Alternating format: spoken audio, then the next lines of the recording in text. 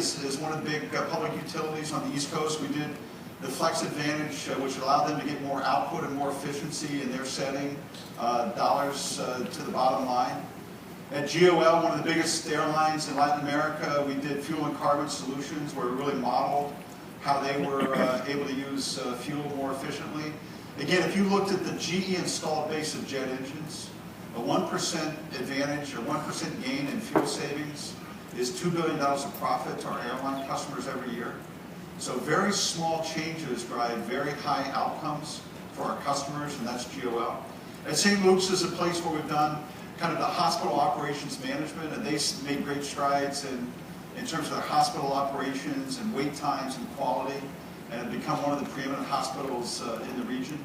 And CSX Trip Optimizer, again, working on fuel savings, very real application and saving tens of millions of dollars in their settings. So, you know, the bottom line is more productivity, more speed, higher quality, more revenue, and each one of our customers is seeing this activity, and we think ultimately this is the future of our service business. So it's all about outcomes. In the end, that's going to be the tail of the tape with this initiative. Now, I would say, you know, each individual customer can benefit, but we also think that there's opportunities for the industrial internet in broad systems. This kind of shows a context we call brilliant machines, and this is really wind turbines with advanced controls that have remote monitoring and diagnostics that are integrated into a system that gets the electricity into the grid. Now, some of the more recent projects with wind turbines in the United States, people have been able to quote under 5 cents a kilowatt hour. When we acquired the wind business 10 years ago, this was 30 cents a kilowatt hour, 30 cents. Now you're getting quotes under 5 cents a kilowatt hour, right? So this is pure economics.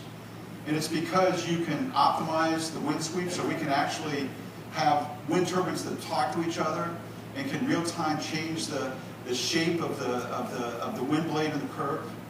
We can optimize how to get that on the grid. I mean, one of the big issues that wind has, it doesn't blow all the time, so you have to get this on the grid in an orderly basis. We can make sure it's got maximum uptime because this is a very hard thing to fix because you're going kind of a football field in the air in order to fix it, and you can get more revenue. So as we apply the industrial internet into big systems, we are seeing economic benefits that are just game changers in terms of how our customers operate and where they go. So on the customer piece, I just want to emphasize again that outcomes, systems, asset optimization, enterprise optimization, this is the way I think we reinvent the service business. Here is our service business. Again, we've got a massive installed base of industrial assets. We've got win-win relationships already with our customers. We've got a $160 million backlog and about a $45 billion business. And the way we measure success is going to be in demonstrable customer benefits. So we want this to be a place where we create a win-win relationship with our customers. Growing revenue per installed base and executing, we have these long-term service agreements where we have real execution goals for our customers in terms of uptime and fuel performance, and we have to accomplish all that.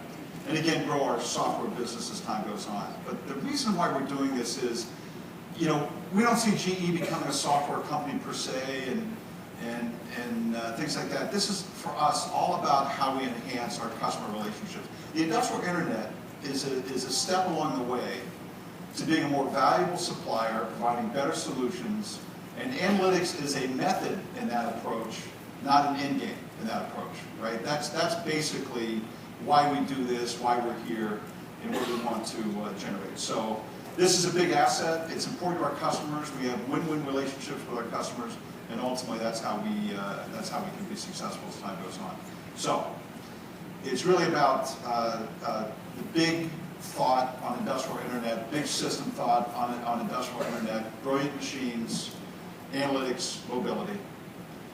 We built a business model that we think is robust and repeatable.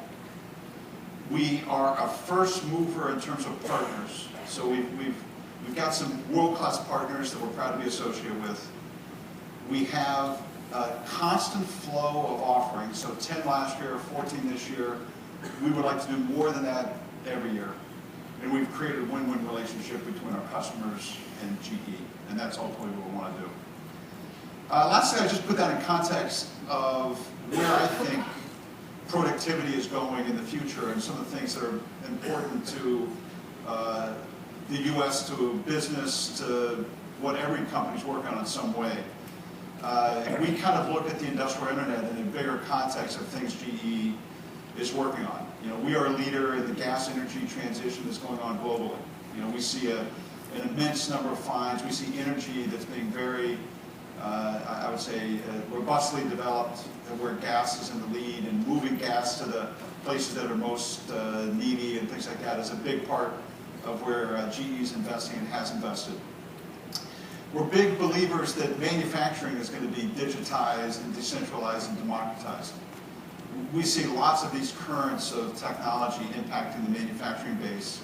And I would say in many ways our manufacturing assets are more important today than ever before. And so we see a lot of investment in manufacturing. In the industrial internet, where we think we can create great productivity strides for our customers and benefit in our business as well. So we've got a great day planned. You know, we've got a fantastic day with our customers. We've got breakout sessions this afternoon. You're going to hear from a lot of our partners and customers this morning. Please use this as a learning session. I view it from a GE standpoint. This is a step on the way. We're still learning as a company. We still got to have a long way to go. But I think if you start with this premise that the physical world and the analytical world can no longer be separated, they have to be integrated. If that's the premise you live here with, you know, GE is positioned to be a key partner in that way. So thanks for your attention. Thanks for coming. I look forward to a great day.